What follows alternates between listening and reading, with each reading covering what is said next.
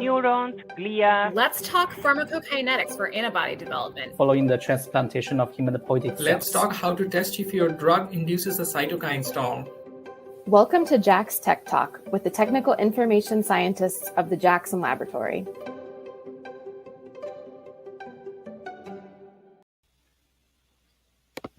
Welcome to JAX Tech Talk with the technical information scientist of the Jackson Laboratory. My name is Som Shuvra, and my role as a technical information scientist is to serve the research community within in vivo research education solutions and offer answers to all your technical queries. For anybody watching live, please use the comment section of this video to share with us where you're viewing from and all the questions that you have. We'll try to answer those live. So today, it's a very special moment for all of us here at Team JTT.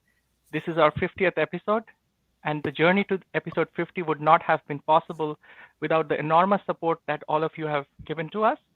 This started as an humble platform to mediate in vivo research discussions between JAX Technical Information Services team and the research community. And that started a few years back with a much bigger goal that we have right now. And it looks to continuously increase our reach for providing on-point technical talks, discussing a variety of thought-provoking topics. Thank you very much for all your support. In this special JTT number 50, let's talk accelerating development of CAR-T therapies, where we look to discuss how CAR-T therapies can be harnessed to accelerate your research goals. Today, I have my colleague, Dr. Brian Soper, on the show. Brian, could you please introduce yourself to our audience? Yeah, sure. Thanks, Sam. My name is Dr. Brian Soper. I've been at the Jackson Laboratory for over 26 years now, and my role is called the Senior Scientific Engagement Manager. What that means is that I serve as a subject matter expert for all of our immune humanized mouse platforms, and I try to talk to folks about the scientific capabilities of all of these different various platforms. Right. So Brian, perhaps we should begin this discussion by briefly reviewing what CAR-T is and why is it so important? Yeah, sure. CAR-Ts are a relatively new approach that has been clinically approved just a few years ago. And what these are is they actually take the patient's T cells out of their body, genetically engineer them with something called a chimeric antigen receptor, and that's where the CAR name comes from. And what they do is they genetically modify these cells and put them back into the patient. And the protein that's expressed from this genetically engineered construct has an extracellular domain, which is a receptor that binds tumor-associated antigens, hopefully in a very targeted and very specific way.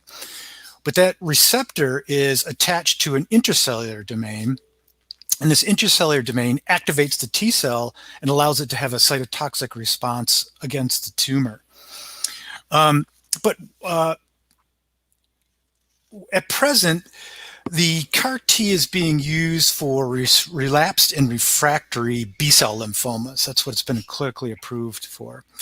What this means is that many of these patients have already had a first line of treatment, probably chemotherapy or something like that. Maybe they didn't do well from that therapy and may actually even have a second round of relapse, and they may even have to undergo second line therapy, which would be a bone marrow transplantation.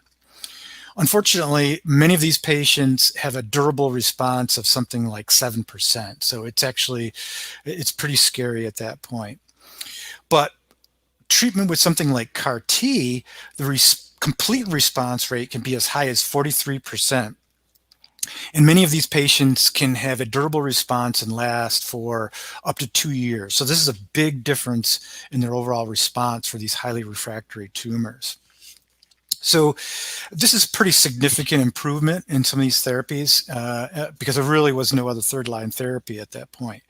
But also given the high response rate to these B-cell lymphomas, there's been a lot of other interest in designing constructs that can be applicable for other immune cell-based therapies like AML and things like that. But even beyond that, now people are thinking about, well, can we go beyond the liquid tumors and can we apply this to solid tumors and things like that? Wow, the success of CAR-T is really encouraging. And it really would be great to see this type of therapy applied successfully, I guess, to other type of cancers. What can you tell us, Brian, about how JAX is getting involved to help drug developers with this? Yeah. Well, as you know, JAX has been creating human immune cell humanized mice for quite some time now and applying them to a wide range of different treatment strategies for manipulation of the immune cell compartment for oncology and autoimmune diseases and a wide range of other approaches. And drug developers are enrolling these platforms regularly into their platform to hopefully try to develops things that are more translational. But what JAX did is they recognized that the CAR T field really needed a reliable platform for assessing these new CAR T therapies. But they wanted to develop an assay that was not only important for therapeutic efficacy, but also concerning safety. One of the consequences of CAR T therapy, which is well known in the clinic, is that it can have a very strong or very high cytokine release during that tumor killing response. And greater than 90% of these patients have some level of cytokine release. And then about 45 to 50% of those have such a severe cytokine release that they end up in intensive care. And they can suffer things like organ and tissue damage, and in some cases, even neurotoxicity. So they can have a pretty severe response. So we really like to find an assay that can really take a look at both aspects of this treatment. So there's a group at JAX called the Innovation and Product Development Team. And so they set out to develop an assay for looking at analyzing these different CAR constructs. And what they developed was an immunodeficient mouse that enables the co-engraftment of human peripheral blood mononuclear cells. You can put a human tumor on board, and then you can introduce the CAR T, and you can measure tumor inhibition, and you can quantitate the amount of cytokine release during this tumor killing response. And it's a very short assay of about 16 to 20 days or so. But the critical aspect of this is that it is performed in vivo and it's not performed in a dish and in vitro. Right. So this is very interesting. A follow-up question to what you just said, Brian. Why would it be so important to run this study in vivo? Because aren't there complications with doing it with that way with regard to xenogenic GvHD responses of the human PBMCs you mentioned, or even the CAR T cells themselves, I guess? Yeah, because the CAR T cells still have their native human TCRs, so they can recognize the mouse tissues as allo. So that's great questions, very important. The reason in vivo is important is to really get at the safety side of the equation. The in vitro assays are very good at detecting cytokine release. They're very simple, very inexpensive, rapid to set up, and you can do them in a very high throughput fashion. But what they can't tell you about is what are the consequences of that cytokine release? Is this a long duration response, a brief blip of cytokine release? And this magnitude of cytokine release, what does that mean to the tissues and cells in the organism? So when performed in vivo, you can collect a whole range of physiological measures. You can look at the body weight of the mouse, body temperature, the overall mobility of the animal. You can look at serum chemistries. You can collect tissues after the treatment. You can do histochemistry, immunohistochemistry. You could develop clinical scores. So you really have this kind of holistic measure of the consequences of that cytokine release. Now, when we think about the other part of your question, we're talking about graft versus host disease. And in this case, it's more specifically a xenogenic graft versus host disease, human cells attacking the mouse tissues, the host in which we do this assay in. First of all, what we've done is we've got a new mouse model. We've taken the NSG mouse, and through genetic manipulation, we've knocked out mouse MHC class 1 and class 2. And there's a number of good papers out there demonstrating that when these PBMCs come in, they respond very quickly to mouse MHC 1 and 2. And so if you knock those out so they're no longer expressed, you very much delay the onset of graft versus host disease.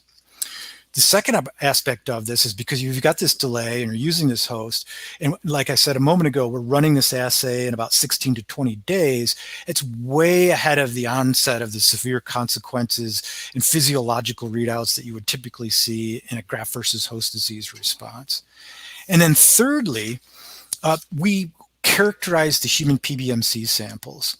And this is really important that we have this collection of pre-characterized PBMCs that we have readily available for the studies. Because as you would guess, there's genetic differences in the donor. And when you put these cells into an NSG mouse or even the class 1, class 2 knockout, they have differences in their ability to respond against those tissues. Some are much more aggressive and some are less aggressive. And there really are differences in response. And this is really due to the genetic differences, the genetic diversity within these PBMC samples. And it does lead to differences in response to the host. Wow, this aspect of genetic diversity you just described, I think is very important when we think about applying these therapies clinically. So based on that, has the team observed any donor-specific differences in response? Yes, they certainly have. One clear assay they did it in a very simplified format. They took a CD19 CAR T. CD19 is expressed across B cells. It's a typical B cell marker, both in the mouse and in the human. And when you put human peripheral blood mononuclear cells into these immunodeficient recipients, mostly it's going to be, most of the engraftment is T cells, but there is a population of B cells that are in there.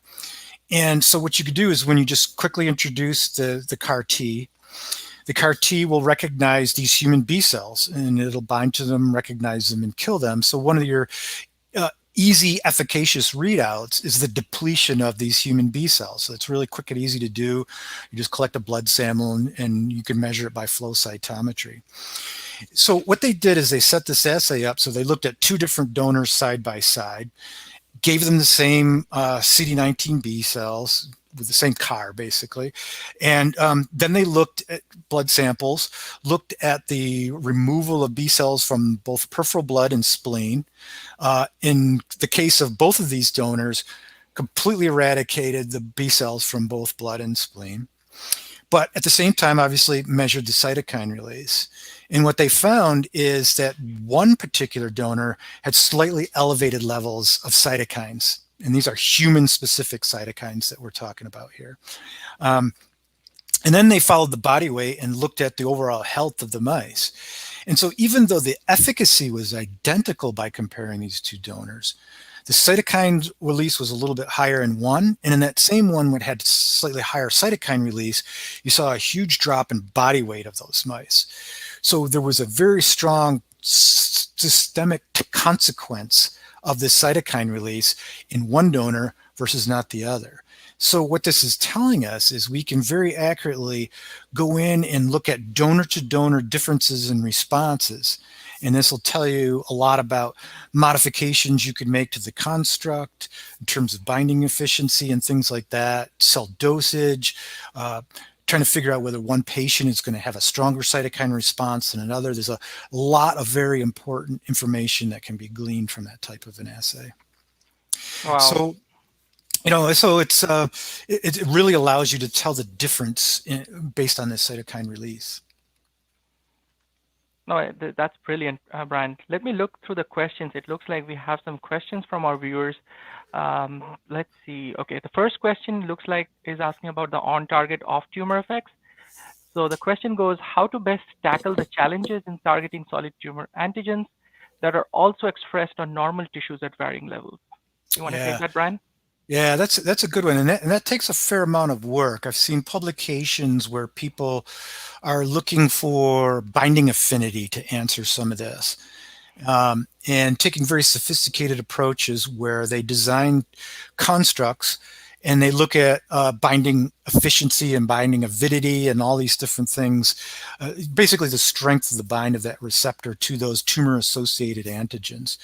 Because the term is important. Tumor-associated antigen is what we're talking about here, because Many of these tumors are, they're evolving from our normal tissues, so they may upregulate the expression of a particular cell surface protein, but normal cells and tissues also express this, but maybe at a lesser amount. So what people are doing is they're looking for ways to tune these receptors and looking at their binding efficiency. And what they do is they create two different binding efficiency constructs, and they can actually infuse two different tumors, one maybe with high expression of the protein and one with low expression of the protein, and compare both efficacy and safety in all these things in the same model, and really try to find. And in the paper I remember looking at, they actually found that if the CAR with the lower binding efficiency still had the efficiency to see the target on the tumor and kill it, but the other co-engrafted tumor that wasn't expressing it was left alone, to give them the idea that, hey, we can use this as a tool to really go after those tumors that are expressing our target at a higher level and leave other cells and tissues alone that aren't expressing that protein. Wow. I think I have another question here. How to overcome infiltration and low trafficking of CAR T cells into tumors? Maybe I'll start this, and then of course you can add, Brian, to that. Unlike in hematological malignancies, physical barriers do create a kind of a physical barrier, and for the penetration and the mobility of CAR T cells, it just prevents the same way the penetration of cytotoxic T cells in a tumor microenvironment. There could be several reasons, immunosuppressive and tumor biomechanical reasons that all attribute to that. One strategy that literature says is to overcome this is to utilize delivery routes other than systemic delivery, because local administration can help reduce this on-target off-tumor toxicity to some extent. This way, the CAR T cells on-target activity could be somehow directed to the tumor cells only, and thus minimizing interaction with normal tissues. Brian, do you want to add to that? Yeah, I mean, that's certainly one approach that people are taking. That's most applicable when you've got a single tumor at a single site, but you've got other tumors like melanomas where unfortunately there's tumors in multiple sites, and that's very difficult to do. But what people are exploring now, which is really exciting, is that they're not only introducing the chimeric antigen receptor construct into some of these T cells, but they're also introducing other genetic constructs that do things like excrete monoclonal antibodies that block checkpoint inhibitors, or they have different chemokines or chemokine receptors that they're being expressed. So the tumor will make chemokines to chemo attract these T cells in, and they have the appropriate receptors, so they'll go in and infiltrate the tumors. People are also excreting different cytokines from the T cell itself. So in the very local environment where that T cell is, it's itself producing cytokines that keep that T cell population functioning and prevent it from being inactivated by myeloid suppressor cells and other things that are in the tumor microenvironment. So there's a lot of really ingenious approaches that people are taking. And of course, these humanized mouse models are going to be excellent platforms for analyzing those things. And, we've been talking about CAR T. People are also looking at CAR NK cells, CAR myeloid cells. So there's a lot of really kind of creative approaches being taken to this therapy. I agree with you, Brian. For the interest of time, I think we can take one more live question. So the question is, what about CARs recognizing and targeting each other and causing T cell fratricide? What can be the best strategy to prevent this situation? Oh, yes, I have read a little bit about that. That's a great question. One way that people are doing that is making sure that certain things on the cell surface are not being expressed. And so they're doing certain knockdowns of certain populations so that those T cells can't recognize those other cell populations. People are also taking a look at this. We're talking about so far we've been talking exclusively about autologous CAR T types of therapies, but there's also what's called off-the-shelf therapies. And so people are genetically modifying beyond what we've already talked about, but also talking about ways of preventing, like if you take T cells from another patient and putting them into a new patient, then we got to worry about graft versus host disease again. But knocking down class 1, class 2 molecules, anti-CD52, all kinds of different therapeutic approaches. And also looking at things like suicide genes, so to make sure that if there's any kind of runaway proliferation of these T cells, you could come in with a drug treatment and deplete these T cell populations. So it's an exciting time for the field in terms of what people are thinking about and different approaches people are taking. Really, really informative, Brian. For the interest of time, I think that's all the time we have. Thank you very much, Brian. This discussion was very informative and perhaps helpful for all of you, the viewers today who are here. We hope that this discussion gives you a new understanding of how some of these latest advancements of CAR T therapy work done here at JAX can support drug developers in the field and their research goals. In addition, we also hope that some of the things we discussed today can help stimulate additional questions, which we would love to hear from you and discuss further. That's all the time again we have for this week. Once again, thank you very much for participating in our very special JTT number 50. Again, it's been a huge support from all of you, and we look forward to your support in the future. Our next JAX Tech Talk is scheduled on March 1st, 2022.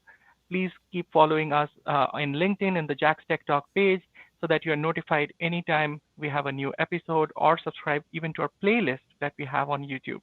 This is Brian and Som signing off, wishing you all stay healthy, stay safe, and stay excited about research. Thanks, everybody.